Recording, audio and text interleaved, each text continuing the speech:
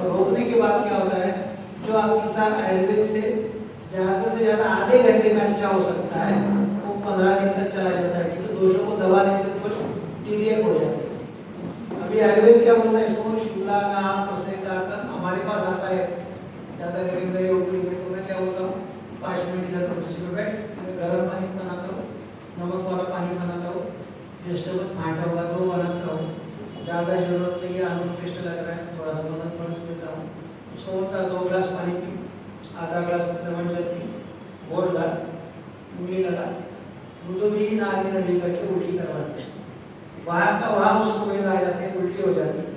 उल्टी होते बराबर जो नीचे वाली जाने वाली अतिसार या जुलाब है तुरंत रुक जाती है विदिन ए सेकंड। जो एलोपैथी में भी इतने जल्दी अतिसार वाला पेशेंट, सामावस्था वाला पेशेंट अच्छा होता नहीं।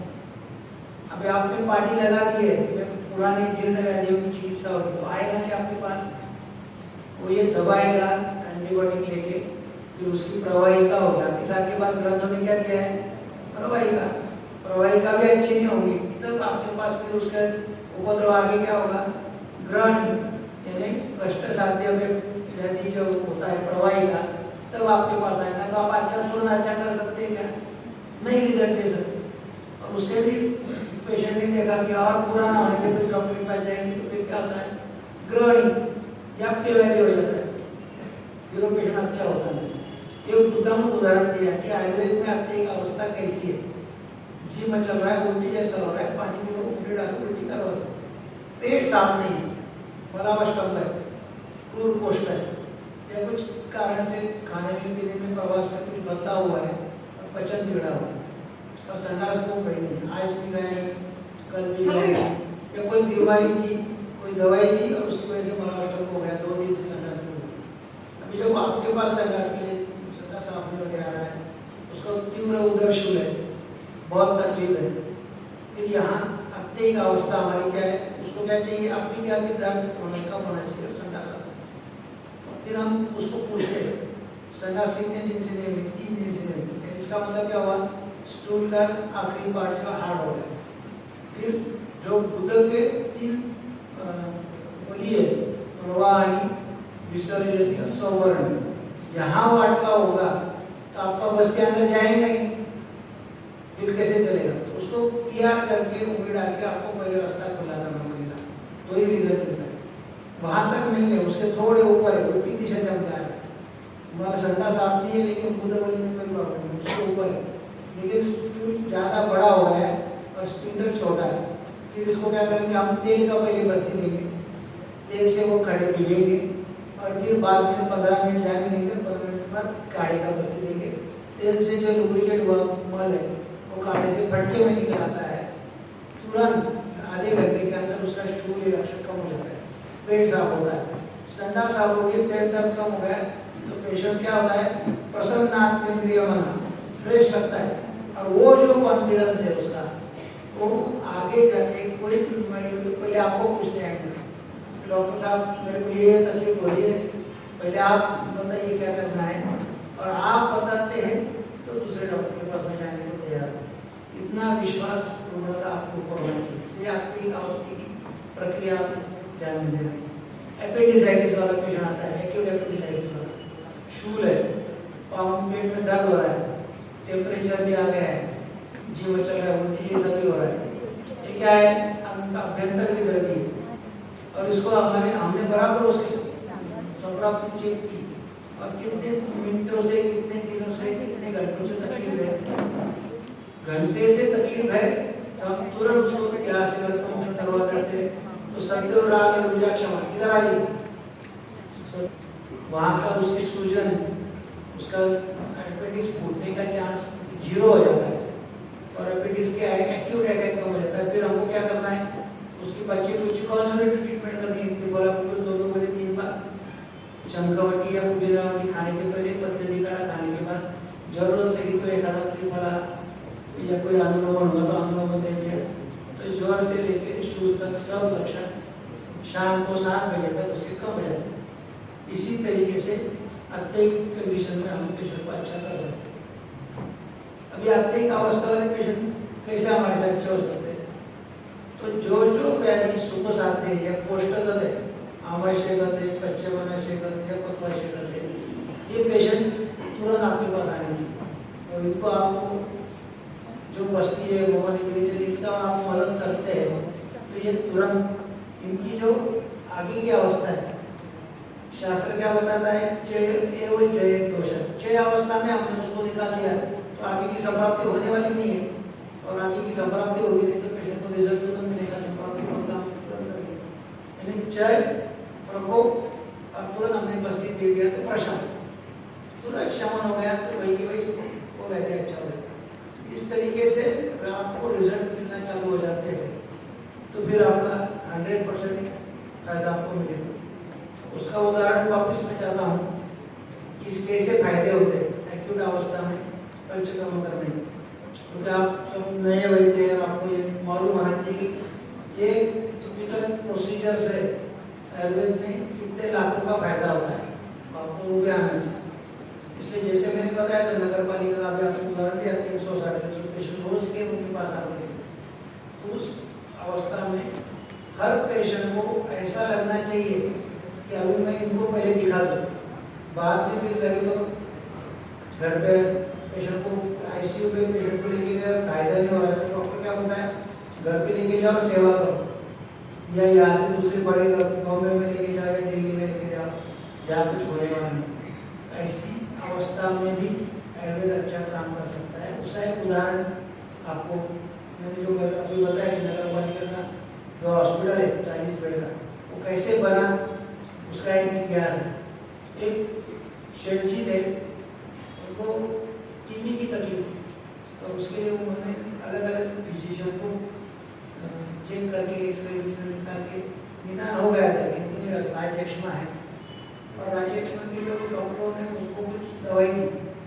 उस जमाने में गोलियां खाने के बजाय डायरेक्ट इंजेक्शन देते थे, और इंजेक्शन से फायदा नहीं हुआ, उसका कोई एडवर्स इफेक्ट आया तो फिर वो दवाई उसको उनको रेजिस्ट हो गया ऐसा समझ के पेशेंट को एक तो छोड़ देते थे, यह तकलीफ के लिए दूसरे हायर सेंटर की तरफ भेज देते थे। तो इस शेठ जी को भी राजयक्ष्मा के लिए डॉक्टरों ने सबने चेक किया, बता दिया कैसे ऐसे इसके लिए दवाई देनी पड़ेगी, और जो दवाई हमने दी थी उसका फायदा नहीं हुआ, आपको और आगे जाके देखना है, उससे कुछ फायदा हुआ तो ठीक, नहीं हुआ तो फिर ये बीमारी उस जमाने में इतनी अच्छी होने वाली, इसकी प्रोग्नोसिस बैड, फिर मरता क्या नहीं करता।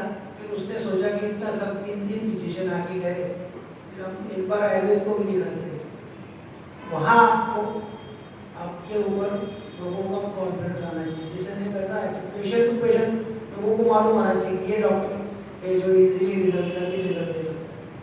तो उसके जो रिलेटिव्स थे उन्होंने कहा कि ऐसे ऐसे आयुर्वेदिक दवा खाने में है डॉक्टर नाना जोशी करके, आप उनको बुला के देखिए, शायद वो कुछ मदद कर सकते हैं, तो देखेंगे। अभी मैंने पहले ही बता दिया आपको 25 पैसे में 7 दिन की दवाई, 25 पैसे में पंचकर्म। अभी इतना सस्ता दवाई देने वाला वैद्य श्रीमंत शेठ जी को चलेगा क्या? नहीं। तो भी उसने ठीक है अभी मुंबई जाने के पहले एक बार को दिखा देते हैं, हो गया तो ठीक, नहीं होगा तो आपको मुंबई जाना ही है।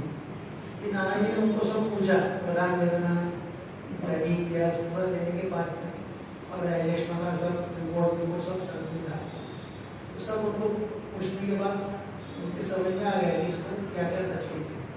और उन्होंने भी पेशेंट ने नाना जी को बताया हमको तो अभी मुंबई जाना ही है, जब तक आपको कुछ आप कर सकते तो कीजिए, हो जाए तो ज़्यादा अच्छा। तो नाना जी ने उनको कहा कि ठीक है, मैंने तो आपको सब देखा है और आपको तो मुंबई जाना है, एक दवाई दे के देखता हूँ, दवाई आपको पचन हो गई तो आपकी तकलीफ कम हो जाएगी। ये दवाई आपको क्या खाना है उसके ऊपर आपको देना है।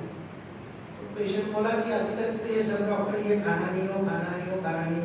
एलोपैथी के डॉक्टर पहले क्या बोलते, सबको सब खाओ, सिर्फ मेरा दिमाग मत खाओ। अभी टीबी हो गया तो बोलते केला नहीं खाना, दूध नहीं खाना, ये नहीं खाना, वो नहीं खाना। और ये तो डॉक्टर वैद्य जो परहेज बताता है ये नहीं खाना, वो नहीं खाना, ये उनको क्यों मुझे बता रहा है वो क्या खाना है। तो उसको जो इच्छा की, उस इच्छा की वजह से वो बोला मुझे फ्रूट सैलेड खाना है, बहुत मन कर रहा है फ्रूट सैलेड खाने का। नाना जी बोले ठीक है, फ्रूट सैलेड को देना 1 या 2 गिलास, और उसके ऊपर पहले एक पूरी देना, आधा घंटे में फायदा नहीं हुआ तो फिर दूसरी पूरी देना। शायद ये दवाई से एकाधी उल्टी हो सकती है, लेकिन कोई डरना नहीं उल्टी हुई तो। पेशेंट ने बोला ठीक है, इतना खाया तो 2 पूरी तो खाना है। 11:30-12 बजे दवाखाना छोड़ के वो उधर देखने को गए। उस वक्त तक वो पेशेंट को बैठने में तकलीफ थी, बड़ी बड़ी मात्रा में कफ गिरता था, अच्छा बलवान था वो। लेकिन ये सब शेठ जी होने के बाद पानी के हाथ में, खाना भी हाथ में, गल्ला बाजू में, गादी के ऊपर बैठा हुआ है, यानी कोई श्रम करने की कोई संतर्पण। तो यहाँ वापस मैं शास्त्र आपको बताता हूँ साइड बाय साइड। नाना जी ने क्या सोचा, बलिनो बहुदोष से, रुग्ण बलवान है, दोष ज्यादा है, स्निग्ध शोधन। सवेरे क्या एक मालिश वाला आता है, अच्छी तरह मालिश करता है, बाबा जी को पाँव को बलबूती से रगड़ के स्नान करवाता है, स्नेहन हो गया, सेवन हो गया। और फिर बाबा जी सवेरे मस्त बेगी सूखा मेवा खा रहे हैं, फिर दूध में कुछ सूखा मेवा डाल के खा रहे हैं, तो फिर कोई अच्छा गरिष्ठ खाना खा रहे हैं, शाम को भी घर में कुछ ना कुछ मीठा बनता रहता है, वो खा रहे हैं। खांसी कब आती है तो भी कब प्रकोप का आ गया, उनका चालू है, निदान जो कारण थे वो सब आपको भूल गए। इसलिए बलिनो बहुदोष से स्निग्ध शोधन करके देखेंगे, हो गया तो ठीक, नहीं होगा तो जाना ही वाला है। इसलिए उन्होंने एक पूरी दी, फिर दूसरी पूरी दी, घर पे चले गए खाना खाने। और खाना का उस जमाने में ना मोबाइल था, ना लैंडलाइन था, ना कुछ ना था। खाना खाने के बाद घर पे चले गए, फिर दोपहर का सब काम निपटा के दोपहर को उबली में 3:30-4 बजे आए। तो नाना जी दवाखाने में जाने के पहले उनका रिलेटिव आकर के 2 खड़े थे, चलो जल्दी की जल्दी, काका जी को बहुत तकलीफ हो रही और वो उठने रहे। तो फिर नाना जी ने लगा, उनको मालूम था हमने मदन भर की पूरी दी है, कोई ज्यादा तो व्यापक नहीं हुआ, इसलिए वो तुरंत उनके पास गए। जाने के बाद में उन्होंने जो देखा तो काका जी घोर रहे थे, जोर जोर से स्नोरिंग कर रहे थे, नाड़ी भी देख ली, सब देख लिया। फिर नाना जी ने बड़ी होकर उनको उठाया, उठाने के बाद में उनको पूछा कि क्या तकलीफ है, नाड़ी भी देखी, बल भी अच्छा था, सब अच्छा था। तो उसने बोला कि अरे आप जो फ्रूट सैलेड, उसके प्रॉब्लम वो बोलने के पहले उसके घर वाले जो थे बाहर फ्रूट सैलेड पर पिलाने वाली जो पाई थी, आपने वो गलती से फ्रूट सैलेड बता दिया, उसको ऊपर दवाई दी थी, और दवाई से बहुत 5-6 उल्टियाँ हो गई, और बहुत इतना कफ निकला काका जी का। और सब कफ निकलने के बाद में सब चिट्टा निकल गया, उल्टियाँ ऐसे कैसे थोड़ी बंद हो गई खुद से खुद। और तब से बाबा जी सोए 1:30 बजे से, अभी 4 बज गए तो भी उठने को नाम नहीं दे रहे। फिर उसका बोलना बंद होने के बाद नाना जी ने उसको पूछा, बाबू जी क्या तकलीफ हो रही काका जी आपको? तो उसका कहना था कि 3 महीने से मैं ये भुगत रहा हूँ, ना मुझे लेटे की खांसी पड़ती थी, चलने में तकलीफ होती थी। तो उसके लिए जिंदगी में उल्टी होने के बाद में पहली बार गाड़ी में सोया, और इतनी अच्छी नींद मुझे आई कि इन्होंने आवाज दिया तो मुझे सुनाई नहीं दे। फिर क्या करें? नानी उसका तुमको अच्छा लग रहा है? वो बोले बहुत अच्छा लगा, इतना अच्छा मुझे कभी जिंदगी में नहीं लगा। फिर अब नाना जी बोलते कि अभी तुमको लाया खानी है सिर्फ आज, उसके अलावा दूसरा कुछ खाना नहीं है। और बाकी दिनचर्या लिखी थी, सवेरे से लेकर शाम तक क्या क्या करना है, नशे करना है, स्थानीय स्नेह तुरंत करना है, आहार में सिर्फ आज के दिन लाया खानी। और नाना ने उनको बता दिया, घर वालों को बता दिया कि नानी अच्छी भी अच्छा है, सब अच्छा है, कोई डरना नहीं। और बाबा जी खुश तो सब घर वाले भी खुश हो गए। और फिर नाना जी घर पे आ गए, 2 घंटे में वापस आदमी आए। अभी उनको आदत थी बैठे बैठे ये खाओ वो खाओ वो खाओ। तो बोले क्या नाना जी क्या हुआ? अभी नहीं, वो काका जी पूछ रहे बहुत कड़क भूख लग रही है तो थोड़ा फ्रूट का जूस पीऊँ क्या? नाना जी ने उनको बोला, मना कर दिया, कुछ नहीं खाना, सिर्फ लाया खाना। आधे घंटे में वापस उसने आदि भेजना, क्योंकि उस जमाने में फोन नहीं था। नाना काका जी बहुत कड़क भूख लग रही है, अभी वो ज़्यादा खाना खाने को मांग रहे। नाना बोला नहीं, 6 बजे मैं आऊँगा, तब तक वापस लाया ही खिलानी, यानी लाया राजा छर्दिश। और उल्टियाँ या शेष दोष जो होंगे उनका पाचन करने के लिए सिर्फ लाया ही खिलानी। 6 बजे जाने के बाद में उनको फिर समझाया कि तुमको अभी वापस कब बनना नहीं चाहिए। इसलिए उनकी पूरी दिनचर्या बदली, पलंग के ऊपर सोना नहीं है, रोज सुबह शाम घूमना है, ये करना है वो सब हो गया। बड़ी वैसाई चालू कर दी संसद का समझाने के बाद में। और श्रीमंत आदमी मेमनी पिपली उस जमाने में क्या 20-30 रुपए में इतनी बड़ी पिपली मिल जाती थी, इसलिए सुवर्ण वाली वसंत की पूरी रोज सवेरे से एक साथ 10 या 15 गोली थी, 15 दिन की वो सब दवाई ली। 15 दिन महीने के बाद नाना जी कुछ गए नहीं, उन्होंने कुछ बुलाया नहीं, काका जी के उनका व्यवसाय करने लगे, तंबाकू का व्यवसाय था। उन्होंने 15 दिन के बाद नाना जी को बुलाया और कहा कि आपको मुझे कुछ देना है। नाना जी बोले मुझे कुछ चाहिए नहीं। तो बोले ठीक है।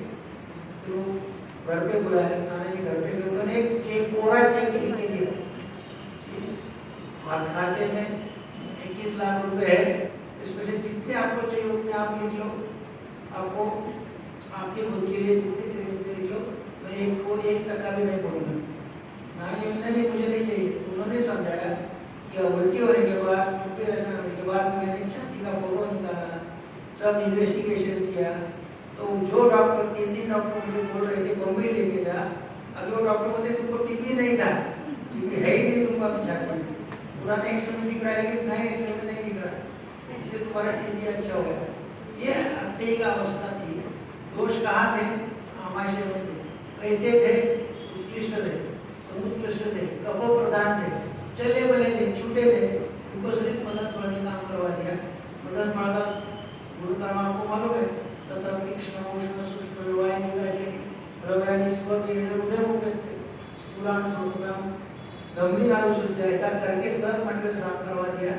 तो राजयक्ष्मा पूरा अच्छा हो गया। फिर नाना जी ने उनको कहा मुझे इतने पैसे नहीं, मुझे तो खुद के लिए नहीं चाहिए, लेकिन जिस दवाखाने में मैं बैठ रहा हूँ उसका काउंट कर लीजिए, गलती से सिर के ऊपर गिर जाता है तो उसका भूगा हो जाता है, लेकिन सिर को कुछ नहीं होता। उस दवाखाने का कुछ कर सकते हैं तो कर दीजिए। फिर उन्होंने कहा कि आप दवाखाने के लिए आपको जितने चाहिए उतने ले लो, लेकिन एक ही आदमी के साथ पैसे लेने से फिर उसकी सामाजिक काम होता नहीं, इसलिए गाँव